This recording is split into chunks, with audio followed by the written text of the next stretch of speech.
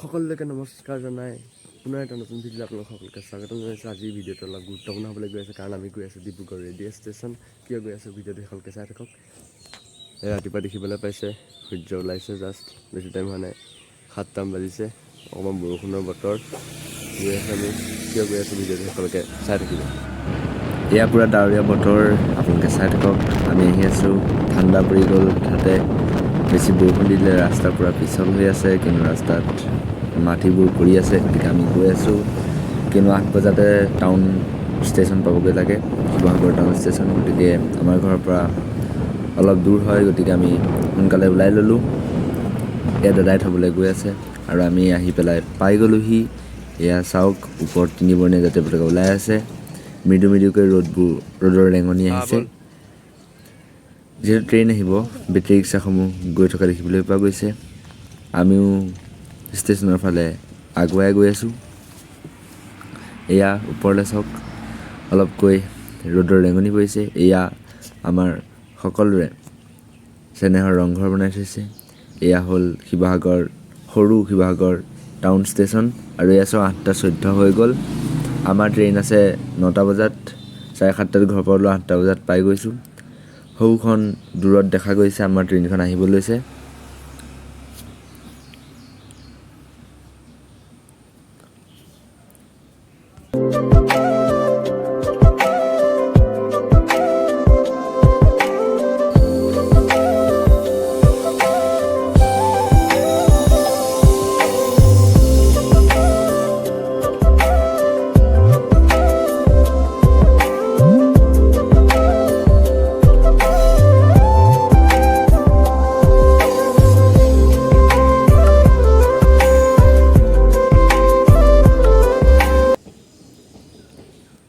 ইয়াত ট্ৰেইনত উঠি পূৰা বহি মেলি ল'লোঁ। আচলতে মই ক্লাছ 8তে শেষবাৰ ট্ৰেইন ভ্ৰমণ কৰিছিলোঁ ৰে'লত। বহুত দিনৰ মূৰত ৰে'লত ভ্ৰমণ কৰি আছোঁ। দৃশ্যবোৰ দেখি বহুতেই ভাল লাগিছে।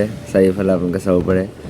আচলতে আপোনালোকে যিমানেই বাছ বা প্লেইনত বা নিজৰ গাড়ী লৈ নাযাওক, কিন্তু এই ৰে'লত যোৱাৰ অনুভৱটোৱে সুকীয়া।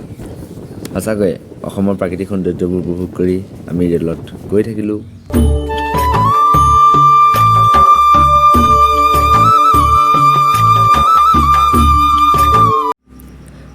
আৰু আহি আমি ডিব্ৰুগড় জংচনত নামি ল'লোঁ। এতিয়া ইয়াৰ পৰা প্ৰায় 1.5 কিলোমিটাৰমান আমি খোজকাঢ়ি যাব লাগিব। এয়া চাওক, ডিব্ৰুগড়ত এটা উজনি অসমৰ এটা ডাঙৰ ৰেলৱে ষ্টেচন বুলি ক'ব লাগিব।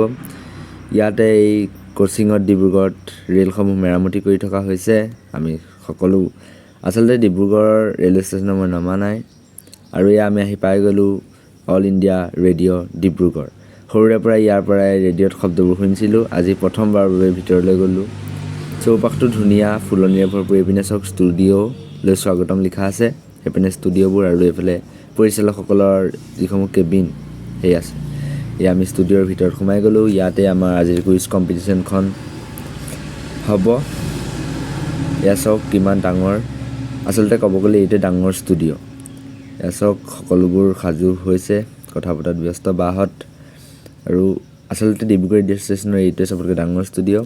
এয়া স্ক্ৰিপ্ট আলোচনা কৰি আছে, চবেই পূৰা পঢ়াত ব্যস্ত।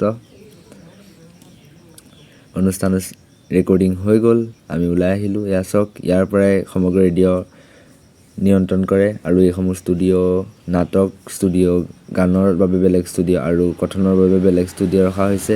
এয়া কণ্ট্ৰল কৰি আছে ভিতৰত দাদা এজনে। আৰু এতিয়া সময় হ'ল উভতিবৰ। চাওক, এতিয়া অলপ চিপচিপকৈ বৰষুণ দি আছে। আমি কোনেও ছাতি নিয়া নাই ঘৰৰ পৰা, তথাপিতো বৰষুণত অলপ চিপচিপকৈ তিতিব লগা হৈছে। পূৰা কলীয়া ডাৱৰে এটা সুন্দৰ পৰিৱেশৰ সৃষ্টি কৰিছে। খোজকাঢ়ি গৈ আছোঁ। আৰু এইটো হ'ল FCI, উজনি অসমৰ ফুড কৰ্প'ৰেশ্যন ইণ্ডিয়াৰ অফিচ। আৰু আমি ঘৰলৈ উভতি যাত্ৰাৰ বাবে ৰে'ল অভিমুখে আগবাঢ়িছোঁ। আৰু চাওক, সকলোৱে ভয় খাই আছে, ৰে'ল কেতিয়া কোনফালৰ পৰা আহি যায় ঠিক নাই।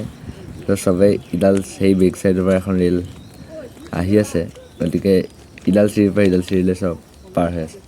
আৰু সেইফালে আগত আচলতে লগতে এয়া আৰম্ভ হৈ গ'ল আমাৰ বদলি যাত্ৰা ঘৰখন ৰাওনা হ'লোঁ বহুত স্মৃতি গোটাই প্ৰথমবাৰতে অভিজ্ঞতা গোটাই এয়া উজনি অসমৰ প্ৰথম চিনাকি চাহ খেতিৰ মাজে মাজে আমাৰ ৰেল চলিল এয়া আমি আহি পাই গ'লোঁ শিৱসাগৰ এয়া শিৱসাগৰ দিখৌৰ কপি লগা ব্ৰিটিছৰ দিনৰ দলং পাই গ'লোঁ আমি বাছত আহিছোঁ